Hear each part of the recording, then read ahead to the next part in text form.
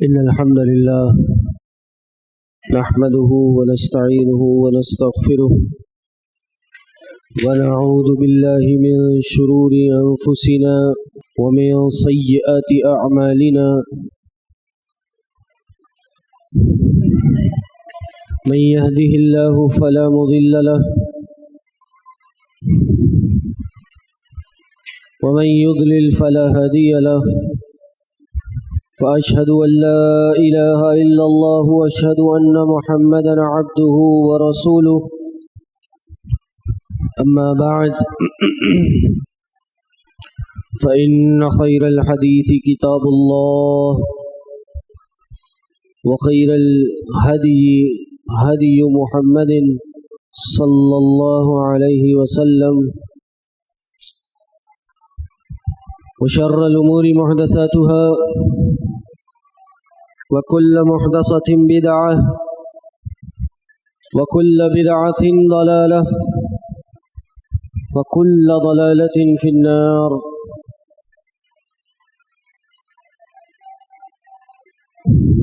أعوذ بالله السميع العليم من الشيطان الرجيم من حمده ونفخه ونفثه. بسم الله الرحمن الرحيم.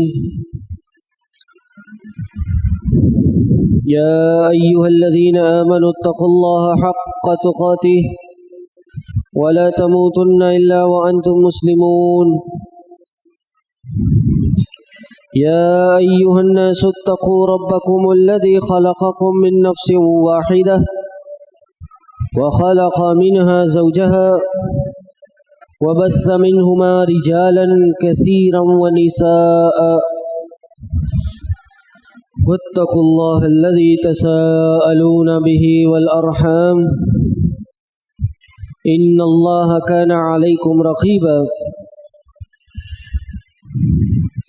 يا أيها الذين آمنوا اتقوا الله وقولوا قولا سديدا يصلح لكم أعمالكم ويغفر لكم ذنوبكم ومن يطع الله ورسوله فقد فاز فوزا عظيما.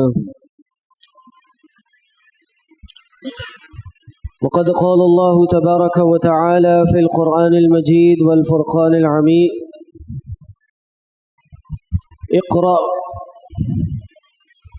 اقرأ باسم ربك الذي خلق. وقال في مقام آخر: الرحمن علم القرآن. وقال في مقام آخر: قل هل يستوي الذين يعلمون والذين لا يعلمون. معزز سامعین، دوستوں، بزرگوں، بھائیوں اور بہنوں، آج کا خطبہ ایک واقعے کو بیان کر کے شروع کروں گا، اور وہ واقعہ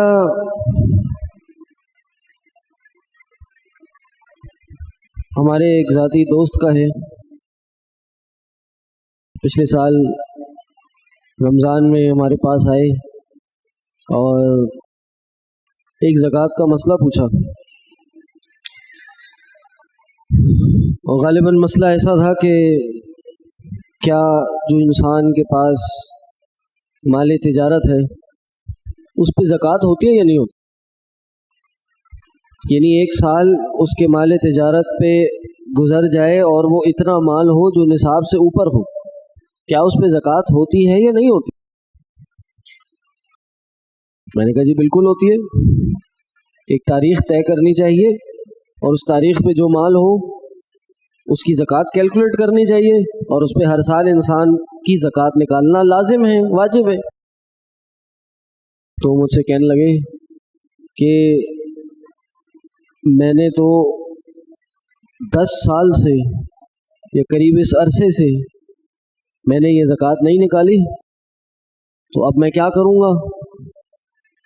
میں نے کہا بھائی اب آپ اس 10 سالوں کی زکوٰۃ نکالیں گے، یہ پورا عرصہ جو گزارا ہے جس کی آپ نے زکوٰۃ نہیں نکالی، یہ زکوٰۃ واجب تھی آپ پہ۔ اگر آپ کے پاس حساب کتاب موجود ہے، حساب کتاب لگائیے اور زکوٰۃ نکالیے۔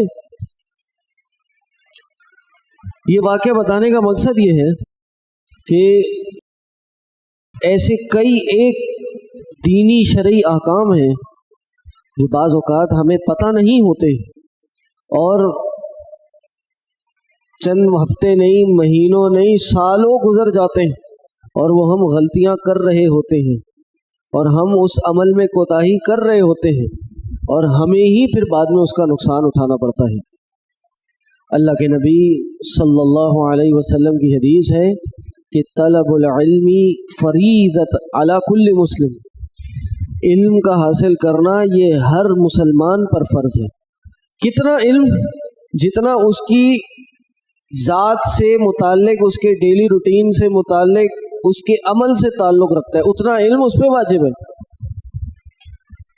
تو یہ واقعہ اور یہ بات بتانے کا جو مقصد ہے وہ یہ ہے کہ ہمارے لیے اس زندگی میں اگر کوئی سب سے اہم چیز ہے، سب سے ایسی چیز جو اولین درجہ رکھتی ہے، وہ ہے علم حاصل کرنا۔ اور کتنا علم؟ کم از کم بنیادی علم، یہ ہم سب پہ واجب ہے۔ یہ نہیں سمجھیں کہ کسی نے اگر خطیب بننا ہے تو وہ کوئی تعلیم حاصل کرے، کتاب و سنت کی کوئی پڑھائی، کوئی کلاس جا کے جوائن کرے، نہیں۔ یا کسی نے داعی بننا ہے، مفتی بننا ہے، وہ جا کے کلاسیں اٹینڈ کرے، نہیں۔ بلکہ بنیادی علم حاصل کرنا ہر مرد مسلمان عورت پہ فرض ہے۔ اور وہ بنیادی علم کیا ہے؟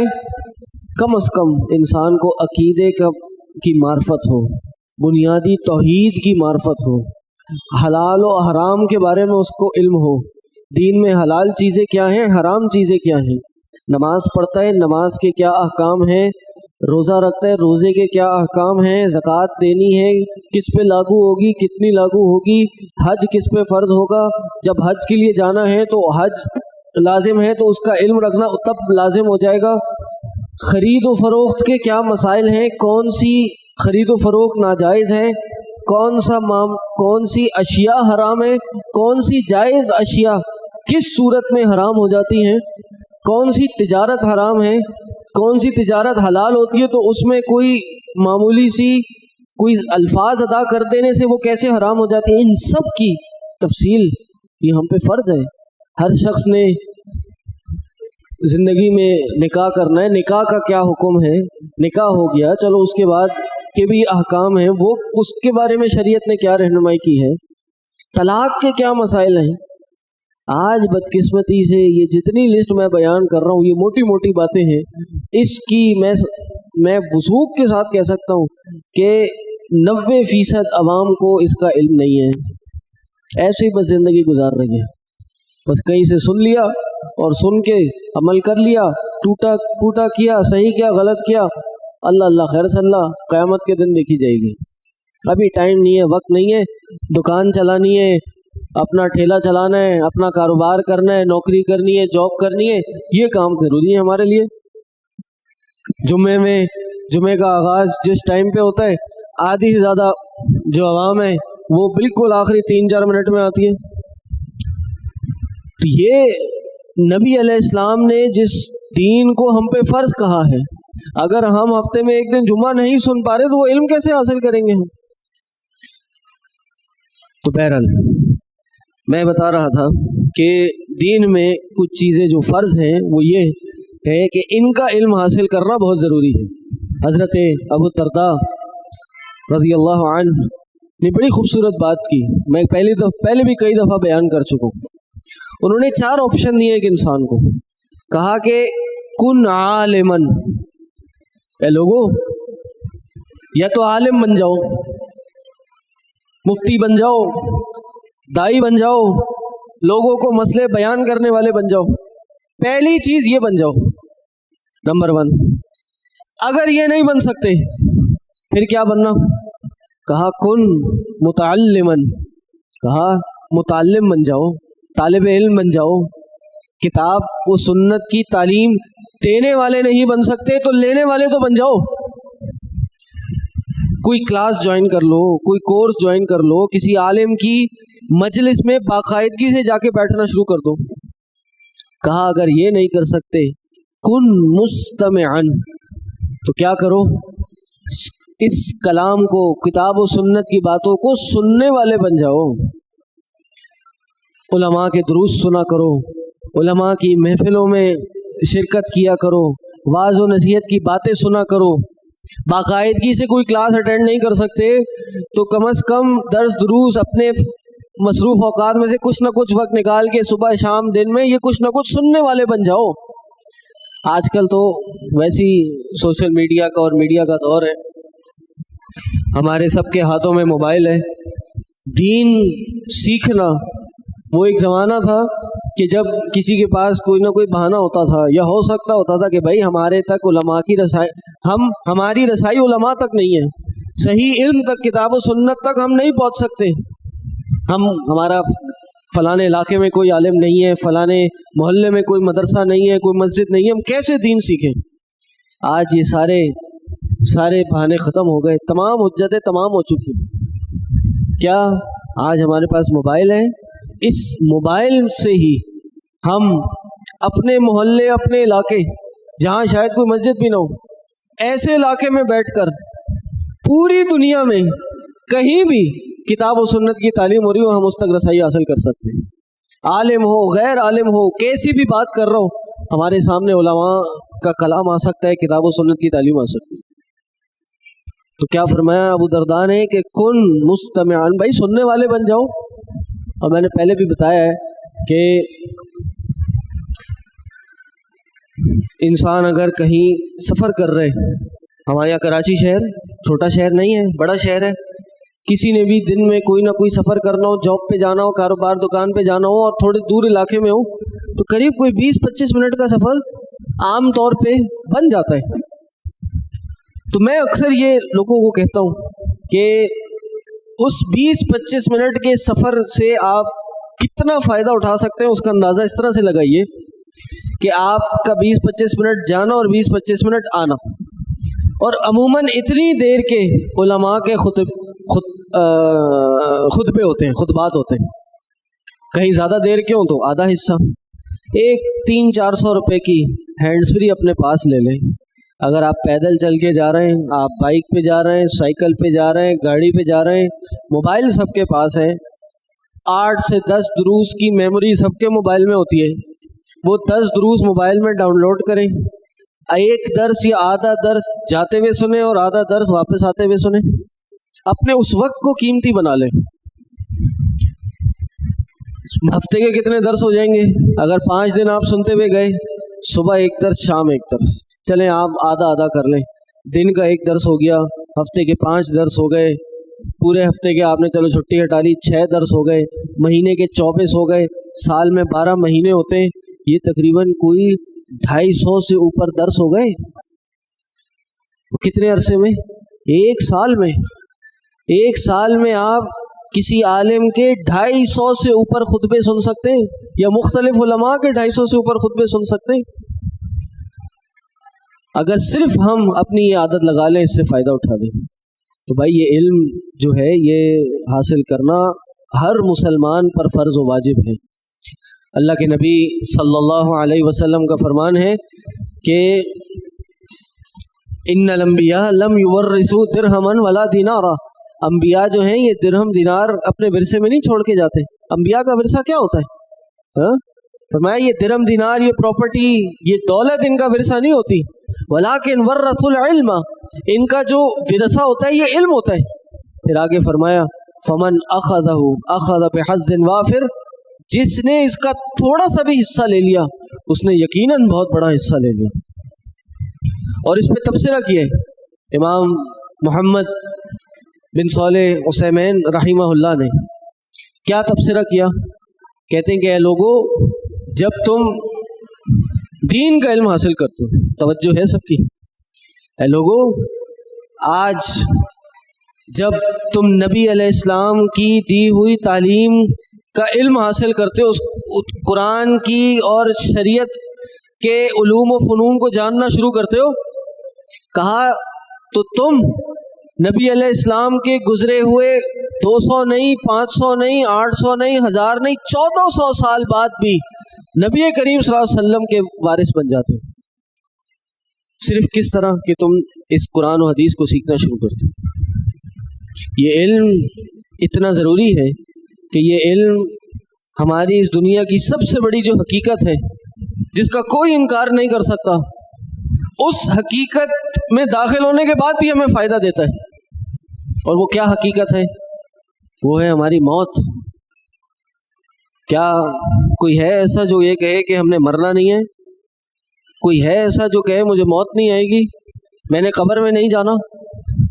یہ موت، یہ قبر میں جانا، یہ دنیا کی وہ حقیقت ہے کہ جس کا کسی نے انکار نہیں کیا۔ خدا کا انکار کر دیا، اللہ کے وجود کا انکار کرنے والے موجود ہیں، لیکن اس موت کا انکار کرنے والے کوئی موجود نہیں ہے۔ اور اس موت کا مزہ ہر شخص نے چکھنا ہے۔ نبی کریم صلی اللہ علیہ وسلم کی حدیث ہے کہ اذا مات الانسان انقطع الاعمال الا الثلاث، جب بندہ مر جائے گا تو 3 چیزوں کے علاوہ سب چیزیں منقطع ہو جائیں گی، اس کے عمل ختم ہو جائیں گے، سوائے کس کے؟ 3 چیزوں کے۔ نمبر 1، یعنی جب میں اور آپ اس دنیا سے چلے جائیں گے، وہ کون سی ایسی 3 چیزیں جو ہمیں فائدہ دیں گی؟ نمبر 1، ولد صالح يدعو له، نیک اولاد جو ہمارے لیے دعائیں کرتی ہے۔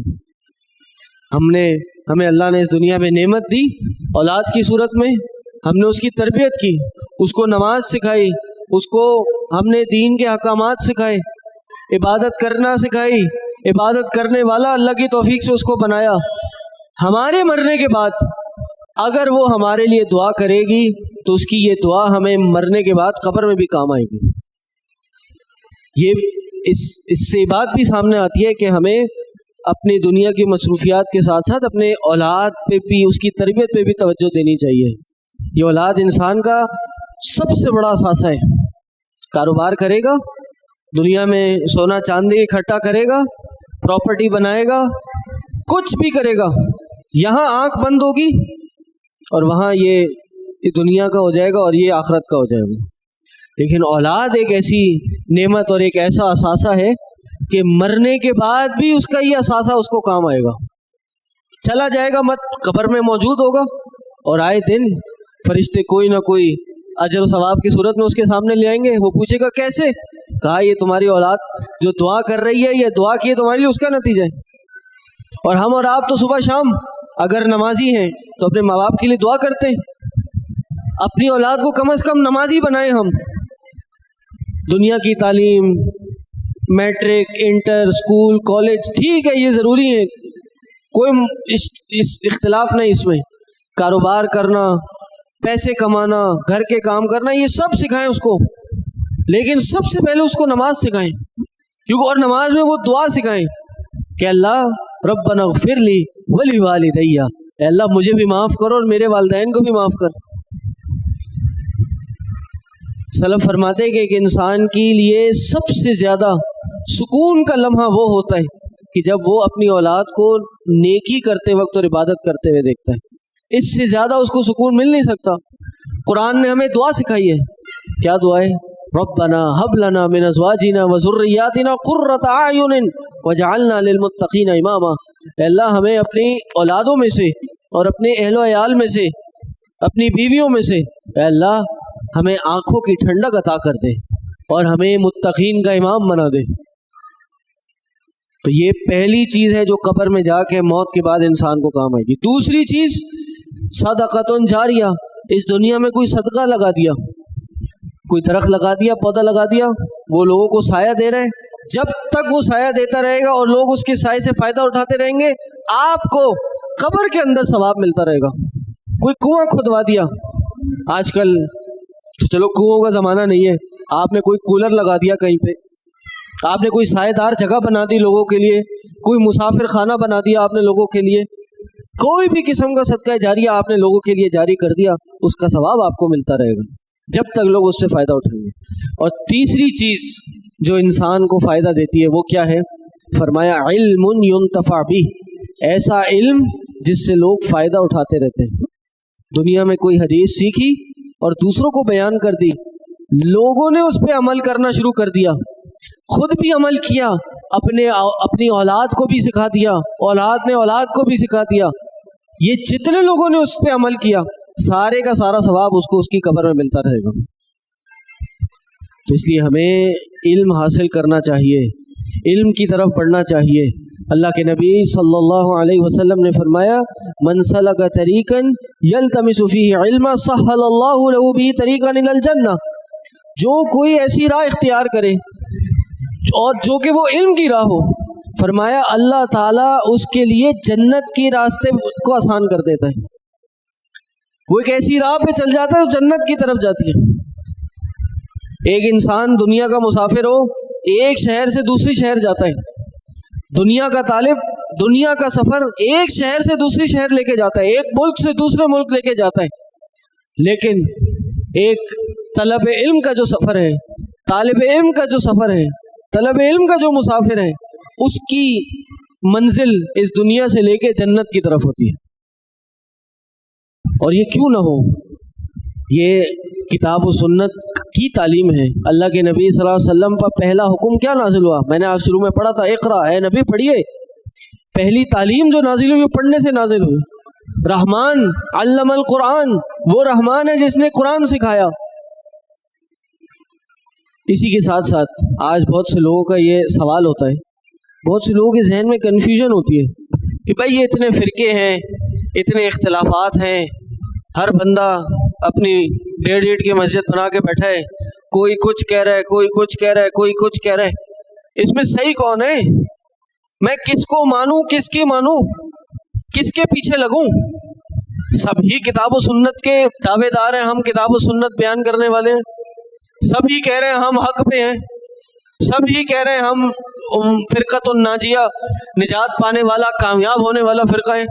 सभी ये बात कह रहे हैं। तो मैं इनमें कैसे आइडेंटिफाई करूं, कैसे मैं पहचानूं कौन सही है कौन गलत है? इसका जवाब अल्लाह के नबी सल्लल्लाहु अलैहि वसल्लम ने 1400 साल पहले दे दिया।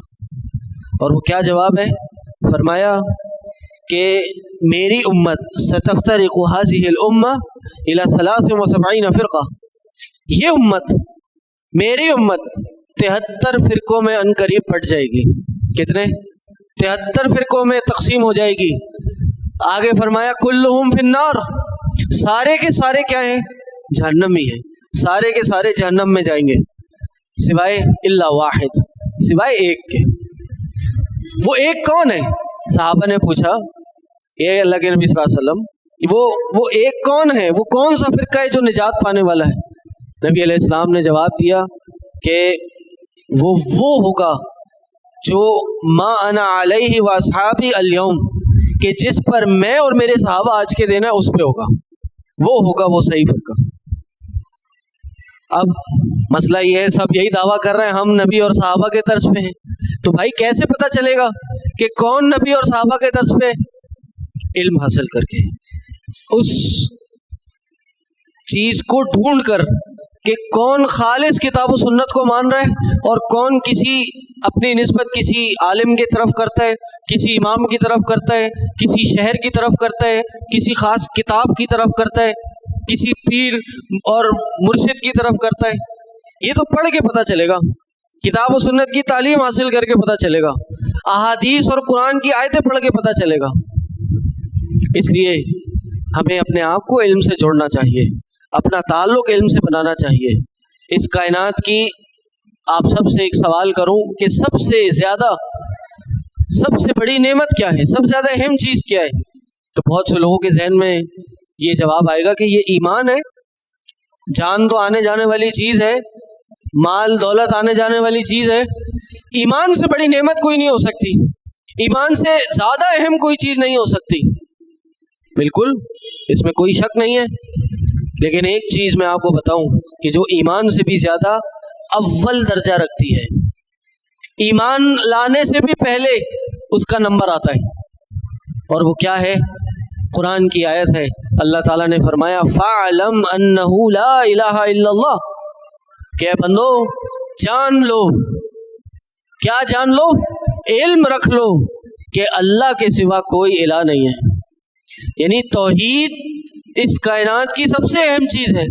उससे भी अगर कोई अहम चीज़ है या उससे भी अव्वल दर्जा रखती है तो वो उस तौहीद का इल्म रखना है, उस तौहीद के बारे में जानकारी रखना है। علم ہوگا تو ایمان آئے گا نا، علم ہوگا تو توحید ہوگی نا۔ اس لیے یہ ساری باتیں اور علم کی ایک مختصر سی اہمیت اور فضیلت آپ کے سامنے رکھنے کا مقصد اور کچھ نہیں، صرف یہ ہے کہ ہمارے ادارے سے متصل ملحق ادارہ بروج انسٹیٹیوٹ، اس میں اتوار کا ایک کورس شروع ہو رہا ہے کہ جس میں عقیدہ، قرآن، فقہ، حدیث صرف اتوار کے دن پڑھائی جائے گی۔ دین کی جتنے بھی بنیادی احکام ہیں، مسائل ہیں، وہ اس میں پڑھائے جائیں گے۔ تو اس کورس میں آپ کو شرکت کی دعوت ہے۔ یہ کورس بالکل فری ہے، جو ادارے میں پہنچ کے پڑھنا چاہتا ہے اس کو کوئی پیسے، کوئی فیس ادا کرنے کی ضرورت نہیں ہے۔